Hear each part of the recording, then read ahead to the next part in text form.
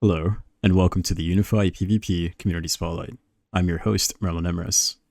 You are listening to my conversation with Calm or Calamity.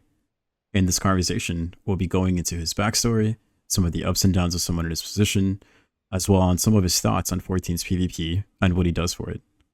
Without further ado, here's my conversation with Calm.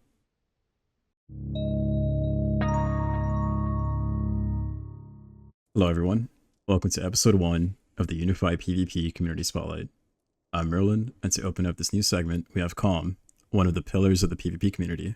He's a mentor, guide creator, and broadcaster, and now co-owner of one of the largest 14 discords in the space. You can find him over at Revival, Calm, or Calamity. Welcome to the show. Thank you for being here. Yeah, glad to be here. Thanks for having me. How are you doing lately? Dude, I'm doing great. I've played more Rival Wings in the last month, I think, than I've played in the couple of years that I've been playing the game. That's been taking off, and it's been a blast. Tonight, it's Thursday, so I got to watch CCR, hang out over there. That's been a great time, and it was a great time tonight again. We're at week 24. We're 2 weeks away from half a year, which is kind of crazy. And now I'm just here. I'm chilling.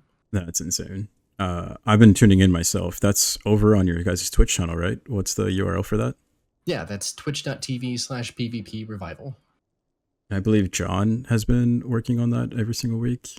Yeah, John's actually the one who came up with the idea in the first place. So I knew when I started the Twitch channel, I wasn't going to be able to do, like I can start a Twitch channel. That's easy. You just like make an account. But as far as getting it off the ground, getting content going, that was going to require other people to come up with ideas, put in the work, and then make the thing work. And he did that with CCR. That was his idea. And it was, one of those things that could either take off and be really cool or kind of flounder and just be forgotten about. And he was persistent. He put in the work week after week to make it a consistent thing. And here we are almost half a year later. And, there's people who write that into their schedules. It's, their Thursday night is CCR, 6 p.m. to 8 p.m. Pacific. They're doing CCR. That's just every Thursday for them now. And that's really cool. Yeah. As an avid light party enjoyer myself, it's always really nice to see all the new faces. And it seems like you guys are getting a new audience almost every single week. So you guys have been doing an awesome job over there. Yeah, that's that's the whole goal of CCR is to get new people, give them a chance to try light party for the first time. And there's not any kind of rank requirement. Like you can be unranked and come hang out and play, and that's completely fine. Like we don't get a lot of those, but we're happy when we do because unranked now is someone who could end up being crystal in a month or two. Who knows? Depending on their background. So we bring people in, whatever people we have on the list, however many signups, we split 10 of them into Team Astra and Team Umbra, and then they have their own voice channels and Revival that they hop into, and they can do voice channel if they choose to, which you can't do in ranked or in casuals. So it gives them the opportunity to use voice in ranked or in competitive PvP for the first time. And then that is their introduction into light party, so they can go and do things like the regional championships. Maybe somebody who's in the regional championship next year gets their start in CCR. That would be amazing. I'd love that. Mm-hmm. So speaking of a bunch of new people, we've actually only recently met each other as well. So personally, I've always wanted to ask, like, who is Calm? Like, what's your backstory like? So I pretty much live in I live behind the scenes. As far as Revival goes, a lot of the stuff that I do is functional, I would say, to how Revival, like what kind of toys and tools does Revival have to keep people there? Things like the Twitch channel, things like the Sprout channel, that kind of stuff. So a lot of what I do is behind the scenes, working to build up the kind of things that when somebody comes into the channel, they see those things and they're like, okay, this is a place that I feel like I should be. I feel comfortable asking questions. I feel comfortable learning about PvP. And yeah. Mm-hmm. So obviously being in, how big is the server size now? Oh, I actually looked this up earlier. It was 35,488 people. That it's is pretty insane. huge. Yeah. That's absolutely insane. And I'm sure with that amount of people, obviously being such a pillar of the community and like one of the first names you see at the top of the list, right? Like I'm sure there has to be some sort of mental game with or dealing with the toxicity of it all. Like how do you go about it on your day to day? Well, fortunately, the toxicity really is a very small amount. It's just like a pretty small niche group of people, and I deal with it because I have a goal in mind. I have one goal at the end of the road, and that is to just grow 14 PvP. Right, all the decisions, all the actions that I take are geared towards growing PvP. So creating the Sprout channel, I want to give people who try PvP a place to ask the questions without having to worry about who's answering them. Not worry about toxic Hmm. people being like, oh, why'd you ask that question? That's stupid. No, you're not gonna. The Sprout channel avoids that. Well, people always You know, have like this like biased exposure, so I'm glad that we're getting to know a little bit more about the ins and outs. Obviously, like as you mentioned, you've worked on the back end of the scene for a long time now. If it's been with production or organizers, and now you mentioned the Sprout channel and like the ranked bot, right? Which I believe that was your creation. yep. Can you tell us So like a little bit of where your mind was going through like up to that point? yeah. So with the Sprout channel, it was something where but before I was even owner, when I was just a head mentor, it was right when Crystal Conflict had really come out. It was really, really competitive at the time. And a lot of the data center channels were basically ranked Crystal Conflict channels. And there were people in there being seemingly really aggressive, not necessarily toxic, but like, when you're going back and forth with someone about how something should play out, it can look really, really tense, right? It can be really intense. And intense is fine, toxic isn't, but even intense can seem um, can push away someone who's brand new to the scene if they don't understand any of what's going on. So I wanted to give them a place to come in and basically just really cushy, really cozy, kind of give them a hug as they come into PvP and be like, hey, PvP is actually really fun. It's a lot of fun. It's really not as toxic as you hear. Um, and then we queue up and we beat the crap out of them. But at least when they first join the Sprout channel, it gives them a place to come in, and it gives them a place to come in and ask questions and not worry about who's answering them. Like basically the way it works is when you join Revival, you're automatically given a Sprout role. It's the role that's put on your Discord account or your channel account, Hmm. and for 2 months you have access to the Sprout channel, and the only people who have access to that Sprout channel are other Sprouts and Revival staff. So everybody in there has either been vetted by Revival or is also a Sprout. So there's nobody in between that's gonna dunk on you for asking bad question or what you may think is a bad question when maybe it's a really good question. And I've answered a lot of repeat questions. I don't care. That's fine. I don't mind that at all because people are coming in with the courage to actually ask them and get their feet wet and try it for the first time. And I want to help them find the courage to try PvP, and then hopefully they continue that from there on their own.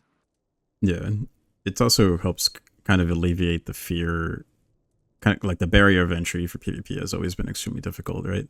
You would say. Exactly. Yeah. There's the barrier to exactly the barrier of entry to PvP is kind of a nightmare.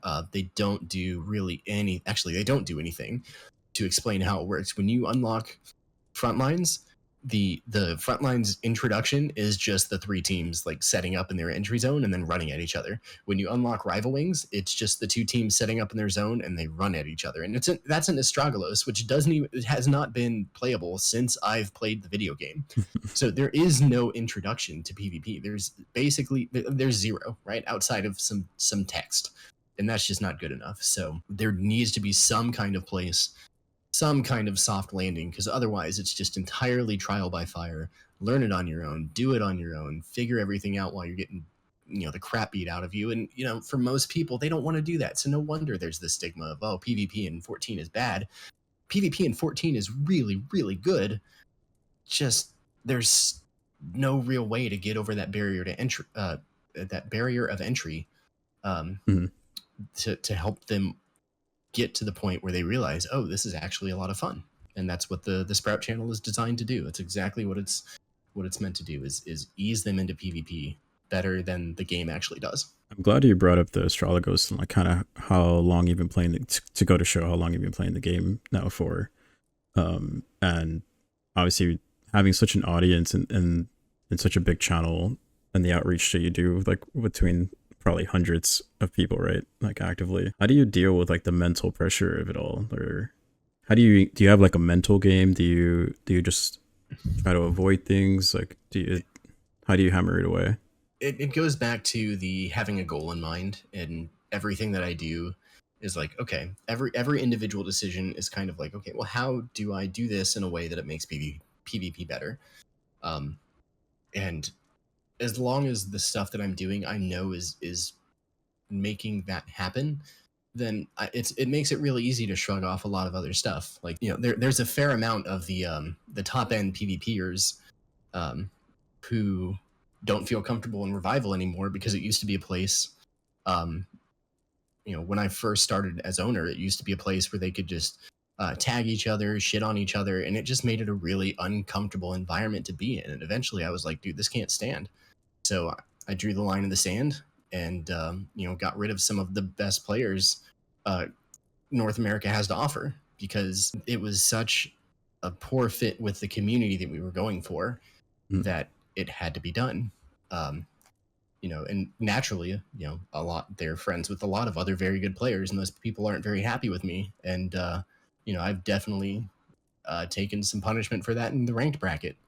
We'll maybe get into that later, maybe not, I don't know. But I've definitely taken some punishment in the ranked bracket for that. But I also know that Revival has grown by a couple thousand people in that time. So, for every one time that, Yeah. that somebody in another Discord tells me that my character looks like Lanky Kong, Oh, if yeah. there's 1,000 people that join Revival for every one of those, I'll take it. It makes it, seeing the success of what I'm going for, it makes it really easy to shrug off the other stuff, because N- there's always some kind of a win there, no That's matter awesome. no matter what else happens.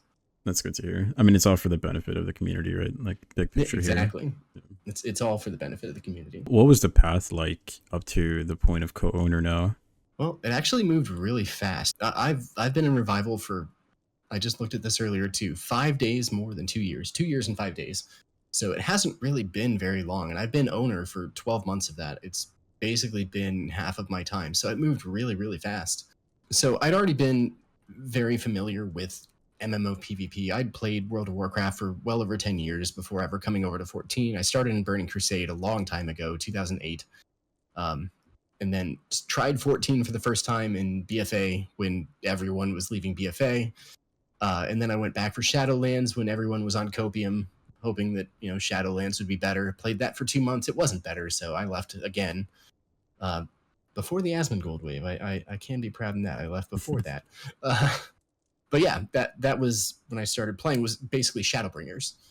I've been right around 2.5 years, 3 years subscribed. I've been basically playing for 2 years, and then I joined Revival 2 years ago, and within about 3 months, I already knew that like PvP was a lot better than the people said it was. It was really, really fun. I enjoyed it so much more than I did in WoW. And I was like, all right, I want to build this. I want people to enjoy this as much as I do, because if more people start playing, then I can play for longer. Queues can go for longer. That's what I want. And so I put in an application, and I said, I don't know how I want to help necessarily, but I want to do something.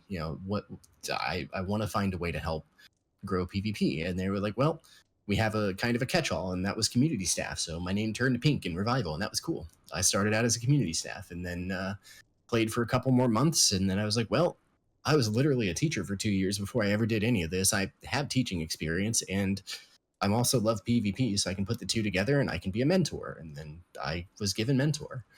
And then I came up with a couple of ideas of ways to improve on mentoring with Revival, namely the Sprout channel. And then they were like, well, if you're going to do that, let's make you head mentor. So then I was head mentor. Akira and Romy, who was an owner at the time, came to me and they're like, yeah, there's way too much work for two people to do. We'd like to have a third owner, and we'd like for you to do it. So I did it. And that was right at about a year ago. And it was a very, very quick move up the ladder. But I was basically trying to do the same stuff then that I'm doing now. And Mm.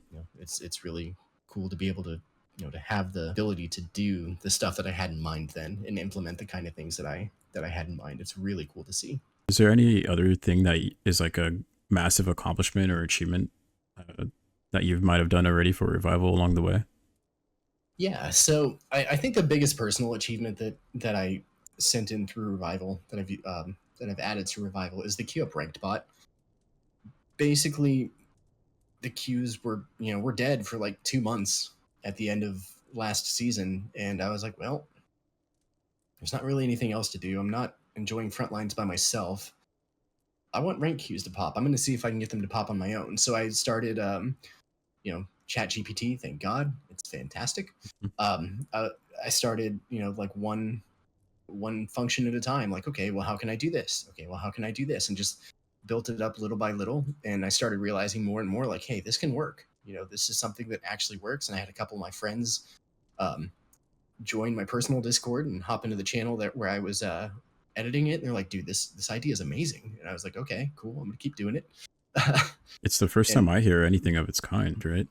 yeah, as far as I know, it's the only thing. The only thing of its kind. And now what happens is you go into revival, and there's a fair number of channels where you can do exclamation queue up, and then your rank, and then your data center, and then you're put in, basically you're put in a queue, right? If you queue up in game, your queue is locked. You have to do nothing while you're waiting for ranked queues, and it's going to say, queues taking longer than 30 minutes. Nobody wants to do that. So you go into revival, you queue up on your rank and on your data center, and then you're basically in queue that way. And if there are, originally it was if there's 10 people, if there's 10 people with your in your data center in a bracket, then games will pop. But what happened was there would be like 6 or 7 people who had queued up, like with the bot, and then the games would pop, so nobody else would queue up with the bot in revival. So it never showed that anything was popping, even though it actually, like, it was 20, there were like 2, 3, 4 games going on Yeah. at the time. So I changed that to 7, and now if there's 7, it says, hey, there's 7 people, there's probably queues, and if you message some friends, you can probably get some games going. So it's a little bit more trying to facilitate queues rather than saying, hey, they are happening right now. But It's a work in progress, right? So yeah, exactly. It basically just opens up your in-game queue while still allowing you to queue for ranked. something of that caliber obviously must take like a lot of passion in your personal free time. Yeah, it took about 2 months and some time after my computer science degree, which I graduated with in June, and then I needed something to put on my resume, so I did that. I see a passion project like that. It must mean like you enjoy PvP as a whole in general. What is it that you enjoy the most about PvP or doing what you do? I think, God, that's a good question. You I can think take your there's time. something really enjoyable. There's a couple different aspects. I think some of it is the challenge of it. Like, it's just sheer, like, you are either better than the other person or you're not better than the other person. Nothing is going to be more clear in this video game about that than PvP is going to be. If you do Savage or you do Ultimates, maybe not Ultimates, I don't have any Ultimate experience, but Savages for sure, right? You can kind of carry someone through a Savage as long as they're doing the right stuff. People get, skate through Savages all the time. If you try and skate through PvP, you're going to get exploded and embarrassed. And so, knowing, like, having that reality smack you in the face and be like, okay, I have to learn something to get better so I don't get embarrassed. And each time you learn what killed me. How did I escape this? How did I not escape this? What could I have used to escape this situation? What could I have done to land this kill instead of let the person get away at 10%? And over time, you start to see those things happen, and you start to land more kills. You start to survive more scenarios, and it's that you can see the growth happen. Like, you can see the improvement happen in PvP more than anywhere else. And I think I really enjoy the Yeah. payoff Yeah. in myself moving up the charts. And it is fun exploding people. It's a good Especially time. especially with limit breaks and Crystal Conflict, where like the ceiling can be Oh so God, high yes. for outplaying someone, or Mm-hmm. maybe you saw someone make a huge play and then you'll spend the next week trying to replicate it and like kind of look for that same perfect scenario of where you can line up a perfect like 3 or 4 man wipe on a team or whatever, and it always feels super good. Exactly. Obviously, being around a long time, you saw the complete overhaul of the PvP modes. It did. Yep. What was your thoughts on the frontline situation going on right now? Obviously, there's a lot of mixed feelings. So specifically when it comes to front lines, it's a challenge right now. The kits are so thin and narrow that it makes it really hard. It's not balanced around front lines, and Frontlines is suffering a little bit as a result. If you go back to Shadowbringers, there were a lot more abilities. There were a lot more things you could do for a lot more situations. It wasn't 5v5. It was, it's 24v24v24. Sometimes you're going to be in a 2v2 dogfight. Sometimes you're going to be running in trying to quick knock Apex Arrow an entire team and just run them down. You want that AoE option. You want the defensive option, the offensive option. And when each job only has like 5 or 6 buttons, it doesn't really play into that very well. Everything's way more predictable. And also, I really think that the infinite sprint really hurts Frontlines as well. Because it used to be that, if you push in too far and you've already used your sprint, the other team could just absolutely punish you and run you over. Now, you've run in too far, you just sprint out the same speed permanently, and it's, it does, there's no push back. The other teams are given way too much chance to just hit and run versus being able to be punished for overextending. So I would love to see them take the permanent sprint out of Frontlines. I would love to see them add in some second, like they used to have the additionals, add in some additionals, maybe specific to each job, maybe, specific to each role like they used to have, but something to increase the utility in Frontlines. Just the amount of options that you have as a player in Frontlines that you don't necessarily need in Crystal Conflict in Crystal Conflict, which everything is balanced around, which I feel like Crystal Conflict is balanced incredibly well, but that hurts Frontlines. I'm glad you mentioned infinite sprinting because I've heard a lot of opinions and nobody had actually mentioned the infinite sprinting. So that actually makes a lot of sense now that I think about it. That could be interesting if they did change it. You think about Crystal Conflict, it's tiny maps, right? You can sprint around for 5 minutes reasonably well. Like that makes sense. When you're in a 20-minute match in the giant Shatter map or the giant Steel Rock map, one of your favorite maps, right, Shatter? Oh my god, no. I believe your recent tweets show your love about it. God, what is it that's wrong with Shatter? You would say. So the thing that I loved about old Shatter is it was the only map that really funneled you into a team fight consistently, right? There was like you run out of your spawn, you run straight through that middle narrow section, and it runs you straight into the middle. And teams would team fight all the time. It was so much fun. If you were a team fight person, that was the map. It was like Onsel mid, but every single match, and every time there wasn't a big ice, you just go back to the middle and you fight each other. It was the most PvP of the PvP maps. And now this new map does the exact opposite. It funnels people away from fights. The new Shatter like funnels you away from fights, right? Like one of the teams can't get to the big ice safely. The second team has to run through the middle, so that team that can't get there safely can just pinch them. So usually the third team just gets that for free. Mid ice I think is well designed, but that's not often enough to make up for the shortcomings of the rest of the map. Yeah. And the fact that the small ices are so far away from everything else, like you just get to run up your own little mountain and get your free small ice points, and there's no PvP. It punishes you for PvPing, and that's a problem with a PvP map. I can't get behind this new Shatter map. I think they really did a poor job designing it. And I hate saying that because I don't want to dunk on Square Enix, but man, that was a horrible decision. I can't. Yeah. I think as members of the community, it is also our responsibility to want what's best for the game. So it makes sense to. I mean, nothing's going to be perfect, but we also need to be heard. Right. So, what are your current relations to PvP at the moment? I know you guys are running that Frontline event soon. Can you tell us more about that? Yeah, so I just spent a minute dunking on Frontlines, but that doesn't mean it's not fun. Like I still really enjoy doing Frontlines and playing it. And we do have a raffle. We have a contest that we're doing, and there's going to be a 25 million gil prize pool that's going to be split between the 3 people with the top kills, top assists, and most entries. And there's some details with that. If you join Revival, scroll down to the bottom, there's a Frontline events channel, and that's got all the rules in there. And yeah, basically you just you go to Ether, you play a game, you play a Frontline match, you win the Frontline match, you submit a screenshot with some of the requirements that we have. Make sure you do it right or it won't count. And then yeah, if you are at the top of one of those 3 categories, top kills, top assists, or most entries, then you get 5 million gil, easy. And then the rest of the prize pool is going to be raffled. And that goes from September 19th, which was a couple days ago, to the start of patch 6.5. And the raffle results are going to be announced sometime in October. That's awesome. That should be a lot of fun. I'll definitely be on the lookout myself for that. Yeah. with everything said, thank you again for being here.